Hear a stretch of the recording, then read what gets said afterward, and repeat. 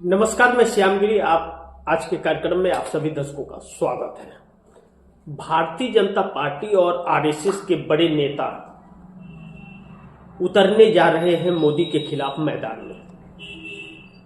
बहुत दिलचस्प सी परिस्थिति है कि एप्स्टीन फाइल जो आई है वो आने के बाद मोदी सरकार की मुसीबतें बढ़ने लगी हैं।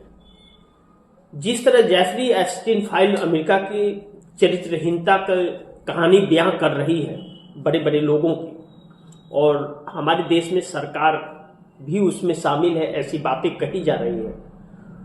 तो अब अपनी छवि और कुछ अस्तित्व बचाने के लिए भाजपा के कुछ नेता और आरएसएस के कुछ नेता मोदी के खिलाफ, मोदी को हटाने के लिए, क्योंकि मोदी को हटाना अब बहुत टेढ़ी खीर हो गया है, इतनी आसानी से हटाया नहीं जा सकता, क्योंकि वह छोड़ेंगे नहीं। और जो एनडीए गठबंधन के सहयोगी हैं, ना चाहते हुए भी उन्हें समर्थन देना पड़ रहा है, वो भाग नहीं पा रहे, साथ नहीं छोड़ पा रहे।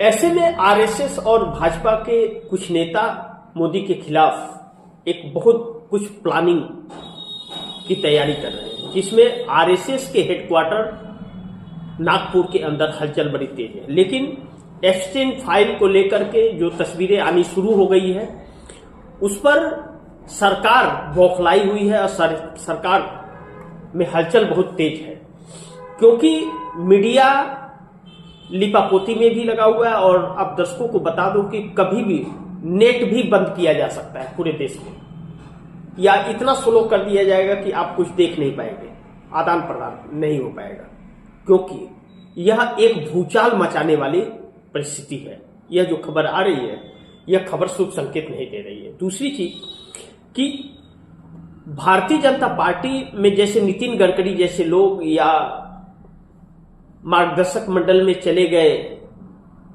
मुरली मनोहर जोशी या आरएसएस के अंदर जो भारतीय जनता पार्टी में सक्रिय हैं, जो नरेंद्र मोदी के विचारधारा से प्रेरित नहीं है।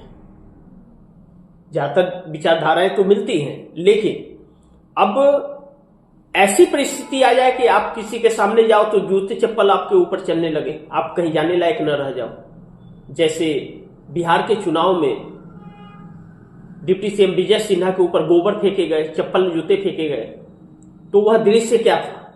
तो ऐसी हालत आ जाए, उसके पहले कुछ बचा लिया जाए वैसे व्यक्ति को हटा करके, तो इसके लिए कार्य करता हुआ नजर आ रहा है। अब आरएसएस में इसको लेकर के बैठक है। एक बार वरिष्ठ पत्रकार केपी मलिक ने अपने ट्वीट में यह कहा था कि तकरीबन 4 दर्जन आरएसएस के लोग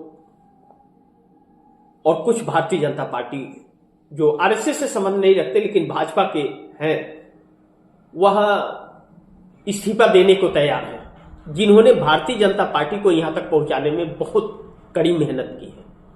और उन लोगों के अस्तित्व को दांव पर लगा दिया गया, उनको आगे बढ़ने का मौका नहीं दिया गया, बल्कि बिना चुनाव लड़े हुए लोगों को अपने रिमोट कंट्रोलर को ले आकर के बैठा दिया गया, तो वह बहुत नाराज थे। अब ऐसे में वह मैदान में उतरेंगे तो क्या सफलता मिलेगी, यह वक्त बताएगा। लेकिन इसमें सरकार अगर रही तो आगे की राजनीति खत्म हो जाएगी। अगर कहीं देश में ऐसा आंदोलन हो गया जो आजादी के वक्त का आंदोलन था, तो उसे झेल पाना बड़ी मुश्किल हो जाएगा। तो ऐसे में आरएसएस मजबूर है। भारतीय जनता पार्टी को आरएसएस ही जन्मदाता है, लेकिन नरेंद्र मोदी ने उसे कहीं न कहीं हाईजैक कर लिया, और अब जो परिस्थितियां हैं वह शुभ संकेत नहीं दे रही। अमेरिका में एप्स्टीन फाइल उजागर होने के बाद में पूरे दुनिया के अंदर एक भूचाल सी परिस्थिति है। आरएसएस के भी कुछ लोग उसमें शामिल हो सकते हैं। नरेंद्र मोदी का तो कई जगह नाम है, लेकिन तस्वीरें अभी तक नहीं आई हैं। तस्वीरें आनी शुरू हुई हैं, वक्त लगेगा थोड़ा तस्वीर आने में, क्योंकि 90,000 के आसपास तस्वीरें हैं, 300 GB डेटा है, लेकिन है जरूर, ऐसा कहा जा रहा है। अब तस्वीर आएगी तो सत्यापित होगा, लेकिन कहा जा रहा है, और इसको लेकर के ही सरकार में सब कुछ है। इसीलिए सभी सांसदों को व्हिप भी जारी किया गया था। अब मनरेगा बिल जो मनरेगा को समाप्त करके जी राम जी बिल जो पास हुआ, इस बिल पर भी साख थी। चंद्रबाबू नायडू और बाकियों को कहा जा रहा है कि जबरदस्ती समर्थन लिया गया है इन लोगों से, नहीं तो कहानी कुछ और हो जाती। ऐसे में इस बिल को पास करना जरूरी था, नहीं तो सरकार लड़खड़ा जाती अगर पास नहीं होता तो समर्थन लिया गया सबका, और कनपटी पे लगा करके लिया गया। कैसे लिया गया यह तो ऊपर वाला ही जाने यह चीजें, लेकिन भारी मन से समर्थन देते हुए लोग पार्लियामेंट के अंदर, चेहरे की वह रौनक उड़ी हुई थी और बता रही थी कि यह इस बिल से खुश तो नहीं है, नाखुश है और समर्थन दे रहे हैं। ऐसे में आरएसएस का भी खात्मा हो सकता है। नरेंद्र मोदी इतने अब घातक साबित होते जा रहे हैं क्योंकि इस देश के इतिहास को भी एक एक करके मिटा रहे हैं और आरएसएस के भी उस धार को समाप्त कर रहे हैं। इतनी नफरत लोगों के अंदर आ रही है कि अब जनता नफरत से भी उब चुकी है क्योंकि सब बेरोजगार हो गए अब ज्यादातर। अब आने वाला वक्त वह परिस्थितियां लेकर के देश में आने वाला है जो आजादी के वक्त देश जिस हालात में था उस हाल में आकर के देश खड़ा हो जाएगा। तो सोचिए कितना कहर बन के बरपेगा गरीबी इस देश के अंदर, क्योंकि विश्व में हमारी छवि समाप्त हो चुकी है। विश्व का कोई देश हमारे साथ खड़ा नहीं है। विश्व के लोग हमें गंदी नजर से देखते हैं, हमें देखना तक नहीं चाहते। रुपया हमारा लगातार कमजोर हो रहा है।